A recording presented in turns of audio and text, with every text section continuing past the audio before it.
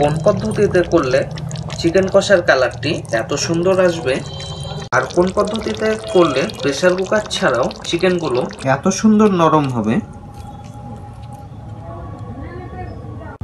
আজকে আমাদের রেসিপি দেশি মুরগির কষা।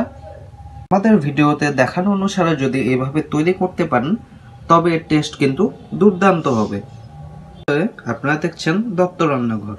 আপনাদের মন পছন্দ মতো যদি কোনো রেসিপি দেখতে ইচ্ছে করে সেটি কিন্তু অবশ্যই কমেন্টে জানাতে পারেন। নিয়ে নিয়েছি 1 কিলো কান্ট্রি চিকেন বা দেশি মুরগির মাংস। দিয়ে দিচ্ছি পরিমাণ মতো হলুদ গুঁড়ো, স্বাদ মতো নুন, আর 1 চা চামচের মতো সরষের তেল। এবার এগুলোকে একসাথে ভালো করে মেখে নিন। যেহেতু ব্রয়লার মুরগির তুলনায় দেশি মুরগির মাংস বেশি শক্ত হয়, সে কারণে কিন্তু কুক হতেও বেশি সময় লাগে। এর জন্য আগে থেকে লবণ হলুদ মাখিয়ে রেখে দিন মিনিমাম 10 মিনিট। নিয়ে নিন কয়েকটি গার্লিক ক্লভস বা রসুন কুঁড়ো, সামান্য একটু নুন দিয়ে এগুলোকে থেতো করে নিন। এই থেতো করা রসুনটি ঠিক কখন ব্যবহার করবেন সেটিও কিন্তু আমি আপনাদেরকে পরে বলে দিচ্ছি। চিকেনগুলোকে রান্না করার জন্য উনানে বসিয়ে দিচ্ছি কড়াই। কড়াইটা একবার ভালো করে গরম হয়ে গেলে দিয়ে দিন 50 গ্রামের মতো সরষের তেল। ততক্ষণ পর্যন্ত ওয়েট করুন যতক্ষণ না পর্যন্ত তেলটি গরম হচ্ছে। তেলটা একবার ভালো করে গরম হয়ে গেলে দিয়ে দিন 2টো তেজপাতা আর 1 চা চামচ গোটা জিরে।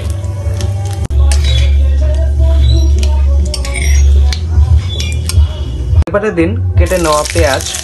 চেষ্টা করবেন পেঁয়াজগুলো বেশি পাতলা না করে একটু মোটা মোটা সাইজ করে কেটে নেওয়ার।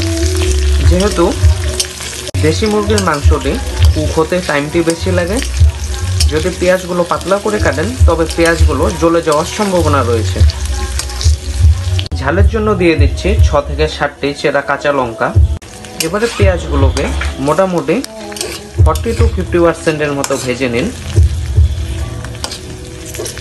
পেঁয়াজগুলো মোটামুটি লাল লাল করে ভাজা হয়ে গেলে দিয়ে দিন 2টো মিডিয়াম সাইজের পেঁয়াজ বাটা পেস্ট। এতে কি হবে, পেঁয়াজগুলো গলতেও সুবিধে হবে আর গ্রেভিটি একটু ঘন হবে।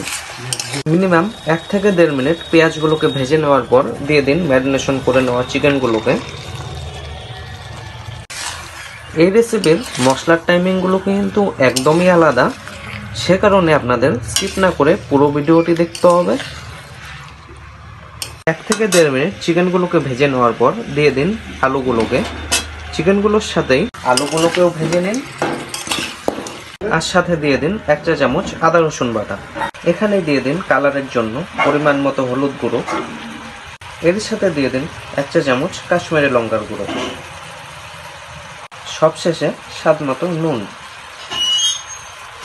সমস্ত মশলাগুলোকে চিকেনের আলুর সাথে মিশিয়ে নিন একবার। চিকেনগুলোকে সেদ্ধ করার জন্য ঢেকে দিতে হবে 10 মিনিট।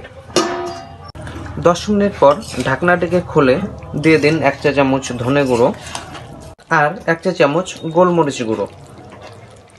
এই মশলাগুলো যদি আগেই ব্যবহার করে ফেলতাম তবে দেখতেন এতক্ষণে চিকেনের কালারগুলো কালো হয়ে যেত, এরকম ভাইব্রেন্ট কালার আসতো না।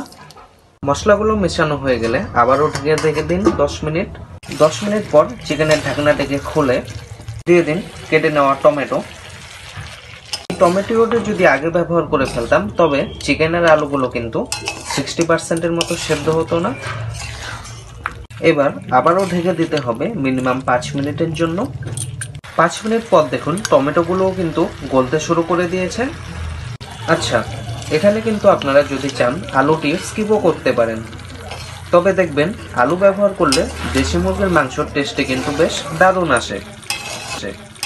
এবারে ফাইনালি গ্রেভির জন্য জল দিয়ে দিচ্ছি। মোটামুটি বড় কাপের হিসেবে বলতে গেলে 2 কাপ।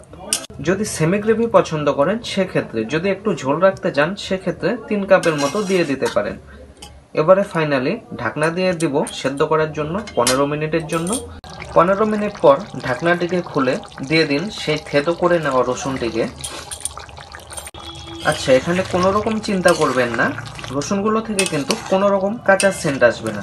এখনো যে পরিমাণ হিট রয়েছে তাতে কিন্তু রসুনগুলো খুব ইজিলি কুক হয়ে যাবে আর ওভারঅল মিলিয়ে খুব সুন্দর একটি স্মেল বেরোবে। দেখা হচ্ছে অন্য কোনো দিন অন্য কিছু নিয়ে। ভালো থাকবেন, সুস্থ থাকবেন।